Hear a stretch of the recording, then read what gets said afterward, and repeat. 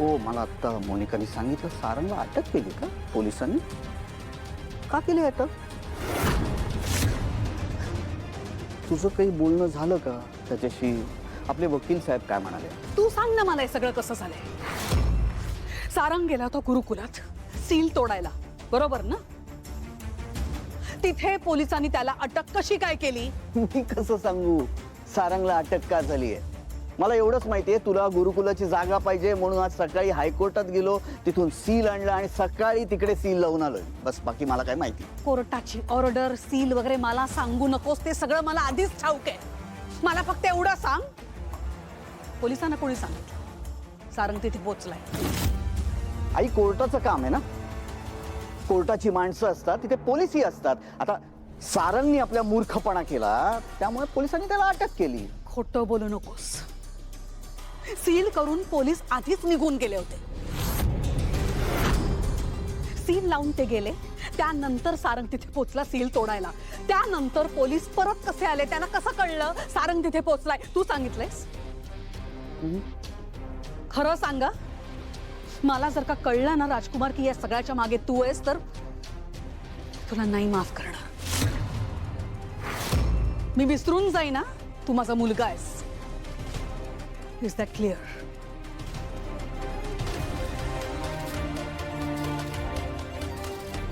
Code लागलं, आईने बोलल्यावर कोड लागलं.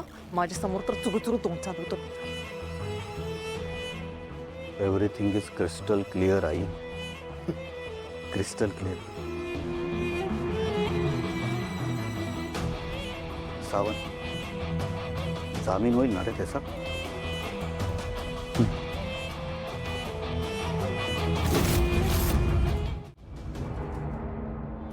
अबीर, तू अजिबात काळजी करू नकोस बाळा.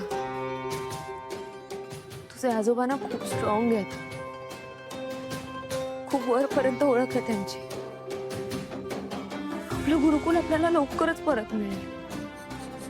आई, मला गुरुकुलचं नाही तर ओळच्या बाबांची जास्त काळजी वाटत असते ग. पोलिसांनी कसं त्यांना गाडीत बसून नेलं, माझ्या सारखं डोळ्यासमोर येत असतं. आणि ओवी किती रडत असेल.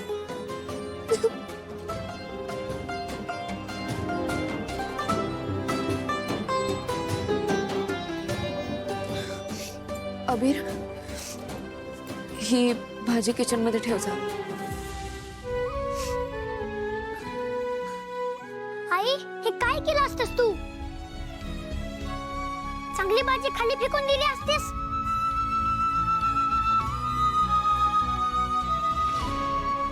अरे बाळा, माझं लक्ष नव्हतं. सॉरी. तू ही आत ठेव, मी ती भाजी गोळा करून आत येते. हा, ठीक आहे.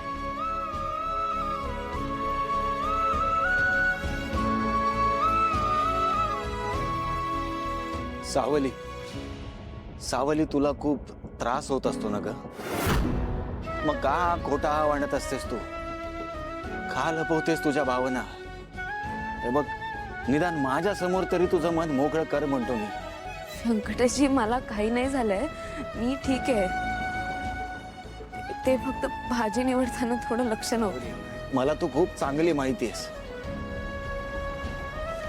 आज सारंगला अटक झाली याच विचाराने तुझा जीव खालीवर होत असतो ना?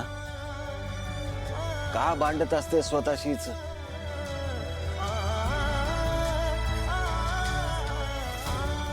का आला पुन्हा ते माझ्या आयुष्यात? सगळं शांत चाललं होतं, मी माझ्या आयुष्यात, ते त्यांच्या आयुष्यात. मग का आले पुन्हा ते? का केला हा वेडेपणा त्यांनी? का सील तोडलं त्या गुरुकुलचं?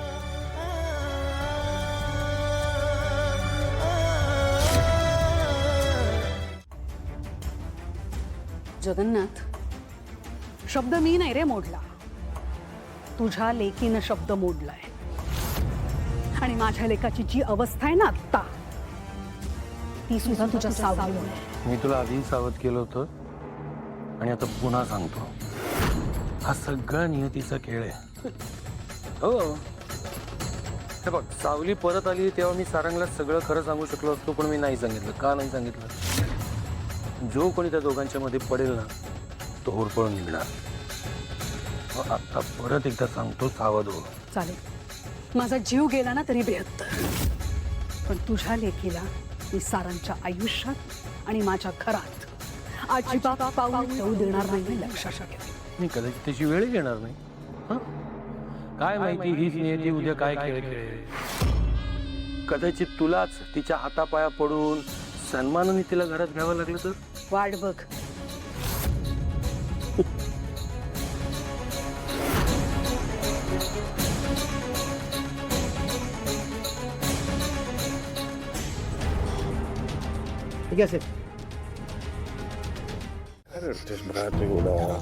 नको रडू. शांतो शांतो. सारंग, मला खात्री होती आई तुला नक्की सोडवते. जिच्यामुळे मी आत गेलो होतो तिच्यामुळेच मी बाहेर आलो. म्हणजे आजीमुळे तू जेलमध्ये गेलास? नाही बाळा, बाबाला तुझ्या असं म्हणायचंय की आजीने बाबाला सांगितलं होतं ना की गुरुकुलमध्ये जायचं नाही, तरी सारंग गेला ना गुरुकुलमध्ये.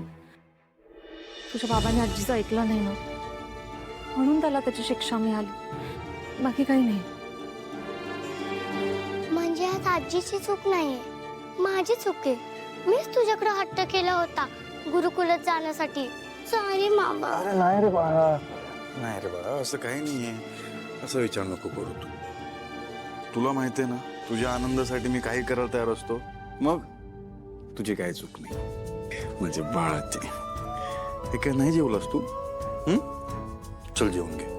अरे असं काय. चला जेव, मी भरवतो तुला. बसा.